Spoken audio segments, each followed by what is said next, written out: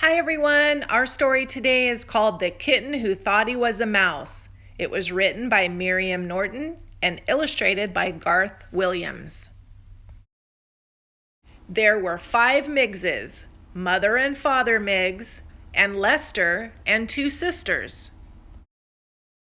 They had, as field mice usually do, an outdoor nest for summer in an empty lot and an indoor nest for winter in a nearby house. They were very surprised one summer day to find a strange bundle in their nest. A small gray and black bundle of fur and ears and legs, with eyes not yet open. They knew by its mewing that the bundle must be a kitten, a lost kitten with no family and no name. "Poor kitty," said the sisters. "Let him stay with us," said Lester. "But a cat," the mother Miggs said. "Why not?" said Father Miggs. "We can bring him up to be a good mouse. He need never find out he's really a cat. You'll see he'll be a good thing for this family." "Let's call him Mickey," said Lester. And that's how Mickey Miggs found his new family and a name. After his eyes opened, he began to grow up just as mice do, eating all kinds of seeds and bugs and drinking from puddles and sleeping in a cozy pile of brother and sister mice. Father Miggs showed him his first tomcat at a safe distance and warned him to keep away from all cats and dogs and people. Mickey saw his first mouse trap. "The most dangerous thing of all," said Mother Miggs, when they moved to the indoor nest that fall. Mickey became useful in fooling the household cat Hazel. He would hide in a dark corner and then, "Meow, meow," he'd cry. Hazel would poke around, leaving the pantry shelves unguarded while she looked for the other cat. That gave Lester and his sisters a chance to make a raid on the leftovers. Poor Hazel, she knew she heard, even smelled another cat, and sometimes saw a cat's eyes shining in a corner, but no cat ever came out to meet her. How could she know that Mickey didn't know he was a cat at all, and that he feared Hazel as much as the mousiest mouse would? And so Mickey Miggs grew, becoming a better mouse all the time and enjoying his life. He loved cheese, bacon, and cake crumbs. He got especially good at smelling out potato skins and led the sisters and Lester straight to them every time. "A wholesome and uncat-like food," said Mother Miggs to Father Miggs approvingly. "Mickey is doing well," and Father Miggs said to Mother Miggs, "I told you so." Then, one day, coming from a nap in the wastepaper basket, Mickey met the children of the house, Peggy and Paul. "Eek!"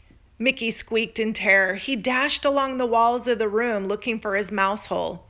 "It's a kitten," cried Peggy, and Mickey squeezed through the hole. "But it acts like a mouse," said Paul.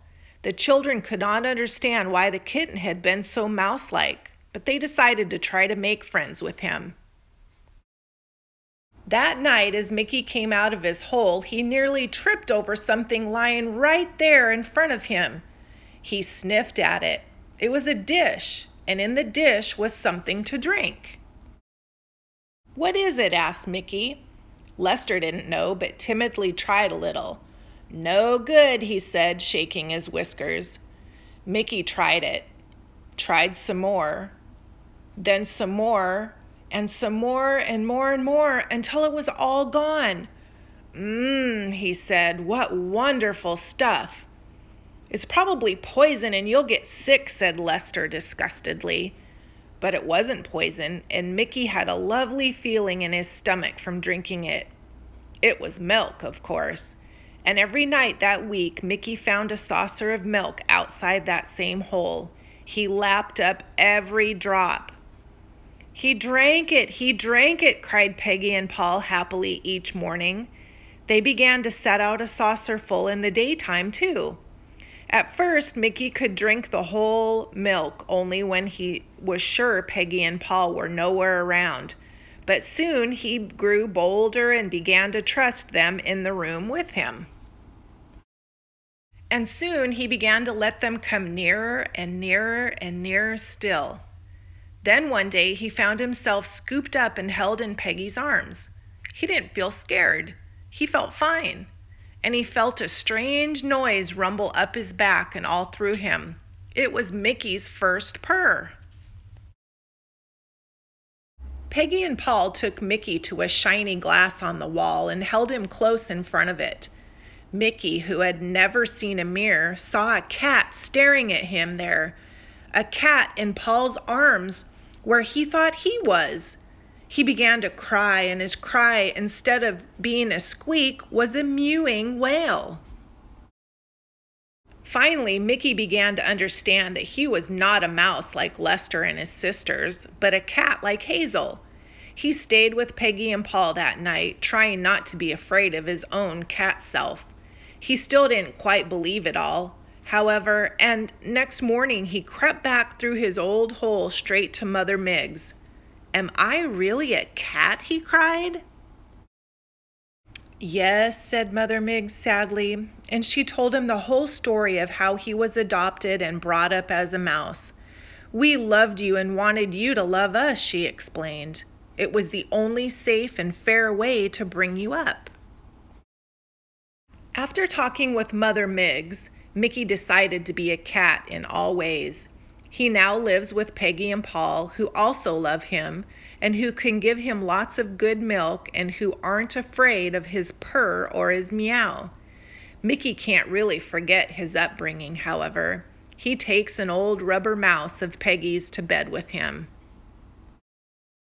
He often visits the Miggses in the indoor nest where he nibbles cheese tidbits and squeaks about old times. And of course, he sees to it that Hazel no longer prowls in the pantry at night. "Oh, I'm so fat and stuffed from eating so much in Hazel's pantry," Father Miggs often says happily to Mother Miggs. "I always said our Mickey would be a good thing for the family, and he is." All right, guys, thanks for joining me today for our story time, and I can't wait for you to come back again next time. We'll see you then. Bye.